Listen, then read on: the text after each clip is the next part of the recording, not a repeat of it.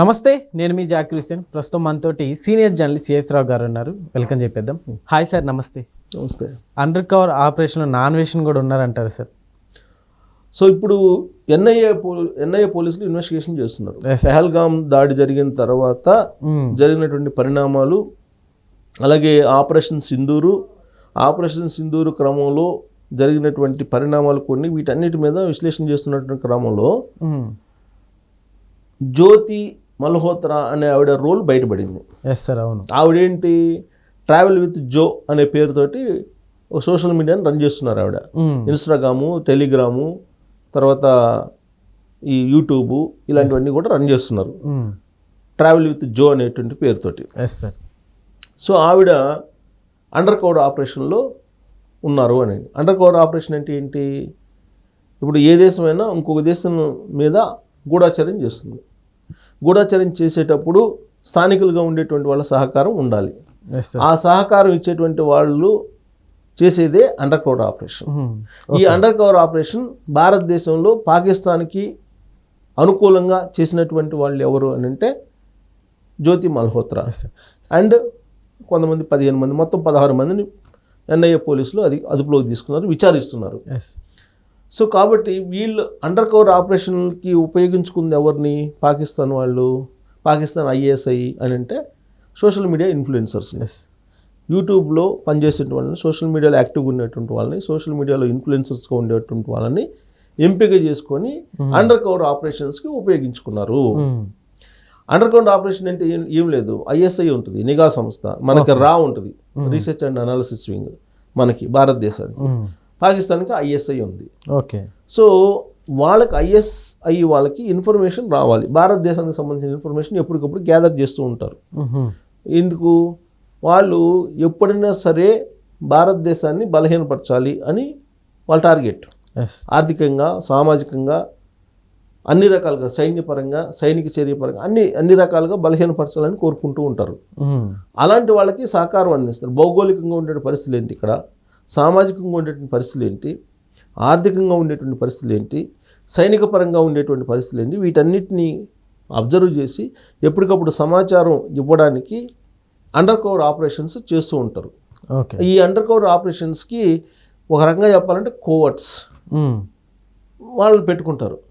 దాంట్లో భాగస్వాములు ఎవరంటే మనకు సంబంధించినటువంటి సోషల్ మీడియా ఇన్ఫ్లుయెన్సర్స్, మన దేశానికి సంబంధించినటువంటి సోషల్ మీడియా ఇన్ఫ్లుయెన్సర్స్. వాళ్ళలో జ్యోతి మల్హోత్రా, ఇతరులు ఉన్నారు. అయితే నా అన్వేష్ ఉన్నాడా అని అంటే అతను విదేశాల్లో తిరుగుతూ ఉంటాడు. అవును, దేశాలు పట్టుకుని తిరుగుతూ ఉంటాడు ఆయన, ఇక్కడైతే ఉండడు.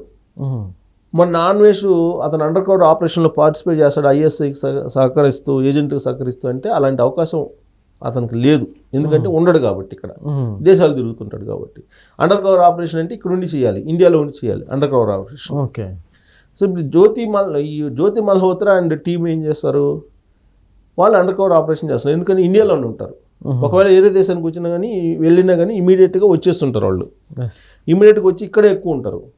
ఇప్పుడు 2023లో పాకిస్తాన్కి వెళ్ళినటువంటి సందర్భంగా అక్కడ ఐఎస్ఐకి సంబంధించినటువంటి వాళ్ళు పరిచయం అయ్యారు. అక్కడి నుంచి ఆవిడ ట్రావెల్ చేస్తున్నారు వాళ్ళతోటి. ఇక్కడ ఒక టీంని ఏర్పాటు చేసింది. టీంని ఏర్పాటు చేసి ఆవిడ అండర్ కవర్ ఆపరేషన్ చేస్తుంది. ఈ అండర్ కవర్ ఆపరేషన్లో భాగంగానే పెహల్గాం దాడి జరిగింది. ఆవిడ పెహల్గాం దాడి జరగడానికి కొన్ని రోజుల ముందు అక్కడికి వెళ్ళింది, అక్కడ ఫోటోగ్రాఫ్స్ తీసుకుంది, అక్కడ సెక్యూరిటీ ఎలా ఉందో ఏంటో అబ్జర్వ్ చేసింది, ఆ ఇన్ఫర్మేషన్ అందరినీ చేరవేసింది. అలాగే సైనికులకు సంబంధించినటువంటి కొంత ఇన్ఫర్మేషన్ కూడా చేరవేసింది అనేటువంటి అనుమానాలు వ్యక్తం చేస్తున్నారు. భారత సైన్యానికి సంబంధించిన అంశాలు కూడా ఆవిడ ఎక్కువగా కాశ్మీర్లోనే ఎక్కువగా మొత్తం ఈ ఆపరేషన్ అంతా చేసిందని చెప్పి తెలుస్తుంది. అయితే సార్, ఇప్పుడు ఇట్లా వర్క్ చేసినప్పుడు నిజంగా ఒకవేళ దొరికిపోతానని కానీ అట్లా ఏం అనిపించలేదు అనుకోవచ్చా సార్? కోట్లాది రూపాయలు వస్తున్నాయి, కొన్ని కోట్ల రూపాయలు వస్తున్నాయి. దొరికిపోతాను అలా భయపడితే ఈ కోట్ల రూపాయలు రావు కదా. ఇప్పుడు ఆవిడేంటి, బయట చూడడానికి ప్రపంచంలో అందరికీ ఎలా కనిపిస్తుంది? ఆవిడ ఒక ట్రావెల్ యూట్యూబ్ ఛానల్ నడిపేటువంటి ఒక జర్నలిస్ట్ లాగా కనిపిస్తుంది ఆవిడ, అంతే కదా. ట్రావెల్ విత్ జో అని పెట్టుకుంది. ఆవిడ అన్ని ప్రదేశాలకు వెళ్తుంది, ఈవెన్ కేంద్ర మంత్రులు పార్టిసిపేట్ చేసే కార్యక్రమాల్లో పాల్గొంటుంది. మన ఇప్పుడు కిషన్ రెడ్డి గారు లేకపోతే బండి సంజయ్ గారు పాల్గొన్నటువంటి వందే మాతరం ఇనాగ్రేషన్లో కూడా పాల్గొంది హైదరాబాద్లో. హైదరాబాద్ పాత బస్తీలో మొత్తం ఆవిడ రిపోర్ట్ చేసింది. ఎస్. హైదరాబాద్ పాసిపతి వీడియోస్, ఫోటోగ్రాఫ్స్ అన్నీ తీసుకెళ్ళింది. అసెంబ్లీ, సెక్రటరియట్ వీటన్నిటి మీద రిపోర్ట్ చేసింది. అట్టా ఏ ప్రాంతానికి వెళ్ళినా కానీ ఇవన్నీ రిపోర్ట్ చేసి వాళ్ళకి పంపిస్తారు. వాళ్ళకి పంపించినప్పుడు వాళ్ళు ఏం అడుగుతున్నారు ఇవన్నీ అని అంటే, ఇన్వెస్టిగేషన్లో తెలియనటువంటి అంశం ఏంటంటే అక్కడ సెక్యూరిటీ ఎలా ఉంది, సెక్యూరిటీ టైటన్గా ఉందా, ఒకవేళ బాంబ్ బ్లాస్ట్ చేస్తే కనుక తప్పించుకుని వెళ్ళిపోవచ్చా ఈజీగా, లేదంటే టఫ్గా ఉందా, టైట్గా ఉందా, తర్వాత ఏ ప్రాంతంలో బాంబ్ బ్లాస్ట్ చేయొచ్చు, బాంబ్ బ్లాస్ట్ చేయడానికి అనువైనటువంటి టైం ఏంటి, పబ్లిక్ ఎవరు వస్తారు ఎక్కువగా, హై ప్రొఫైల్ పబ్లిక్ వస్తారా, ఇవన్నీ ఇన్ఫర్మేషన్స్, గ్రౌండ్ లెవెల్ ఇన్ఫర్మేషన్స్ అని. అదే అండర్ గ్రౌండ్ ఆపరేషన్ అంటే, అండర్ కవర్ ఆపరేషన్. సో ఇదంతా గ్రౌండ్ లెవెల్ ఇన్ఫర్మేషన్ అంతా వాళ్ళకి చేరవేసినప్పుడు వాళ్ళు దాన్ని టార్గెట్ చేసుకుంటారు. ఇప్పుడు పెహల్గామ్ దాడి జరగడానికి ముందు ఈవిడ మొత్తం ఇన్ఫర్మేషన్ ఇచ్చింది వాళ్ళకి. ఎన్ఐఏ పోలీసులు ఇన్వెస్టిగేషన్లో తేలింది అది. సో ఆ ఫోటోగ్రాఫ్స్, అక్కడ ఉన్న సెక్యూరిటీ పరిస్థితులు అవన్నీ ఆడ చేరవేసింది. ప్లస్ ఈవిడేంటి, పాకిస్తాన్ హైకమిషన్కి సంబంధించినటువంటి వాళ్ళతో టచ్లో ఉన్నారు, ఐఎస్ఐ ఏజెంట్లతో డైరెక్ట్ టచ్లో ఉంది. ఈవిడ మొబైల్ ఫోన్స్ కూడా స్నాప్ దాంట్లో వాడుతుందంట, అలాగే ఫేస్ టైమ్ ఇలాంటివన్నీ కూడా, ఎక్కడ అనుమానం రాకుండా. సార్ అయితే ఇప్పుడు ఈవిడ దేశ ద్రోహం చేసిందని చెప్పుకోవాలి సార్. అయితే ఇప్పుడు ఇంక శిక్షలు ఎలాంటివి పడచ్చు అంటే ఏం చెప్తారు సార్? తీవ్రమైన శిక్షలు ఉంటాయి. ఈ జన్మలో ఇంకా బయటకు వచ్చే పరిస్థితి ఉండదు, బయటకు వచ్చే జన్మలో ఉండదు బయటకు వచ్చే పరిస్థితి. అంత తీవ్రంగా ఉంటాయి కేసులు. దేశద్రోహం, దేశానికి సంబంధించినటువంటి నష్టం చేస్తే అసలు క్షమించాల్సిన అవసరం ఏముంది, అసలు ఉరిదీసినా ఆశ్చర్యపోవసలా. సో అలాంటి శిక్షలు కూడా పడే అవకాశం ఉంది. సో దీంట్లో ప్రధానంగా సోషల్ మీడియా ఇన్ఫ్లుయెన్సర్స్గా ఉన్నటువంటి వాళ్ళని టార్గెట్ చేస్తున్నారు. వాళ్ళు కోట్లాది రూపాయలు వచ్చి వీళ్ళ అకౌంట్లో ఎలా వస్తాయి? ఏ యూట్యూబ్ ఎంత ఇన్ఫ్లుయెన్సర్ అయినప్పటికీ కోట్ల రూపాయలు వస్తాయా ఎవరికైనా? సాధ్యమే కాదు. కోట్ల రూపాయలు మీ వాళ్ళ అకౌంట్లో పడుతున్నాయి అని అంటే ఖచ్చితంగా ఉగ్రవాదులకు సంబంధించిన లింకులు ఏదో ఉండాలి. బెట్టింగ్ యాప్లు ఎక్కడి నుంచి వస్తున్నాయి? బెట్టింగ్ యాప్లకు సంబంధించి ప్రమోట్ చేస్తే కోట్ల రూపాయలు ఎందుకు వేస్తారు వాళ్ళు? ఇప్పుడు బెట్టింగ్ యాప్లకు సంబంధించి అనేక మంది ఇప్పుడు కోట్లు సంపాదించారు. అతని పేరు సాయి సంథింగ్ ఏదో పేరు, హర్ష సాయికి కోట్ల రూపాయలు ఎలా వస్తాయి? ఎక్కడి నుంచి వస్తాయి? అలా హర్ష సాయి లాంటి వాళ్ళు చాలా మంది ఉన్నారు. అవును. ఇప్పుడు నాన్వేష్ ఉన్నాడు, నాన్వేష్ తిరుగుతున్నాడు, దేశాలు పట్టుకుని తిరుగుతున్నాడు.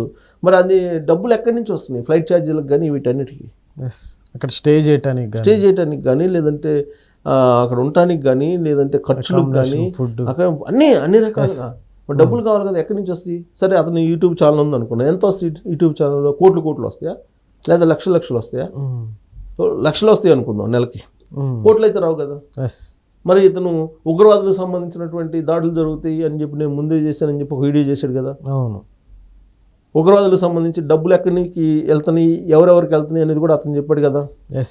అంటే అతను తీసుకోకపోయినా అతని టీంలో వాళ్ళు తీసుకుంటే తెలిసే కదా అతను చెప్పింది.